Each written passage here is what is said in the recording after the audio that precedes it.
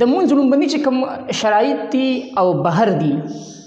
هغه ودی هغه کې لومبي چې کوم دي نو هغه بدن پاک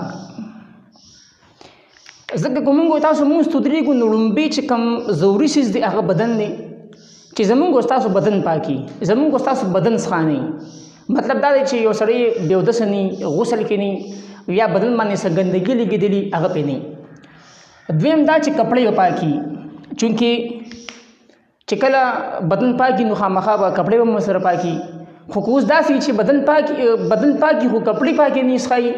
کپڑے پلیتي ګندګي په لګیدلی یا سبل سم مسله راغلي نو بیا مونځ نه کیږي دا بنیادی شرایط دي لومبي بدن پاک دم کپڑے پاکي کو بدن پاکو کپڑے ناپاکي وي مونځ نه کیږي یا که کپڑے پاکي وي بدن ناپاکو نو مونځ نه کیږي دریم چې کوم دي نو هغه ستر پټول یو سړی دی دا بدن هم پاک دي کپڑے هم پاک دي ستر پټ دي صحیح شو دا د مونږ کیږي خو یو سړی دی دا څه دي چې دا بدن هم پاک دي کپڑے هم پاک دي خو کپڑے دومره نه دي چې باغی باندې ستر پټ شي ستر ښکاری وسره نو مونږ وسره نه کیږي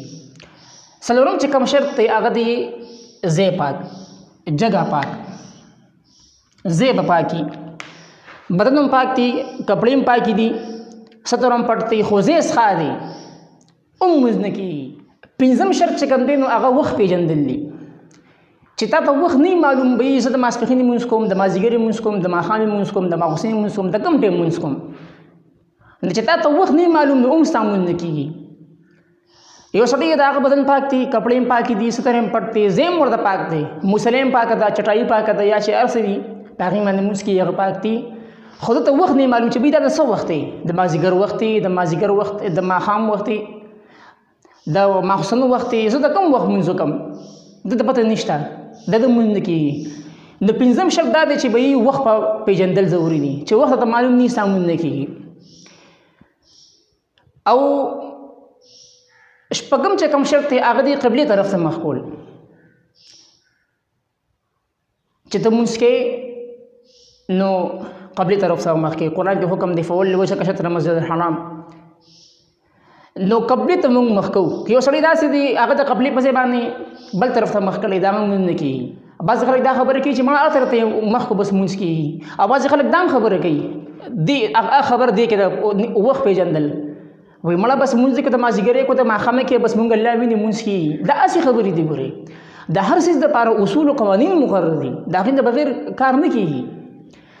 وم چې کوم دینو هغه نیت کول دي اندې مطلب دا دی چې ته مثلا د ماسپخین مونږ کې نه ته باندې تړي چې بیزو د ماسپخین مونږ کوم څلور رکعات مونږ د ماسپخین اوس ته ولر د ماسپخین ټیم د ماسپخین دی او ته چې د نیت د مازیګر د مونږ کې چې زه څلور رکعات مونږ کوم د مازیګر نه مونږ نه کیږي وخت د سحر دی او ته نیت تړي د ماسپخین د مونږ چې د مونږ کوم او د ماسپخین مونږ کوم نیت په ماسپخین د مونږ او کې د سحر مونږ دوه رکعاته نیت مطلب دا دی چې ته به لکه مونږ تبلیغان نه کنه ویل که پاسې د درې ورځو اراده وکې د څلور ورځو اراده وکې د شپږ ورځو اراده وکې د لس ورځو اراده وکې مثلا خبره کوم نو عمدغه شانتي بچ کنه مونږ ستودريګو نو مونږ به اراده نیت بم دای چې به د ماسپخین ټیم دی زه د ماسپخین مونږ کوم د مازیګر ټیم دی زه د مازیګر مونږ کوم د ماښام وخت دی زه د ماښام مونږ کوم په دې وو شرایطو کې په دې ټولو وو شرایطو کې که په دې وو شرایطو کې یو شرط هم نو یو شرط نستا مونږ نه کیږي ځکه چې ته په دې باندې موږ سره نوځي کنه چې کله دا وو شرایط پتا کې موجود دي ته موږ داخليږي خو دا وو شرایط نه نو ته موږ نه شي داخلي دي ته موږ نه شي ودرې دي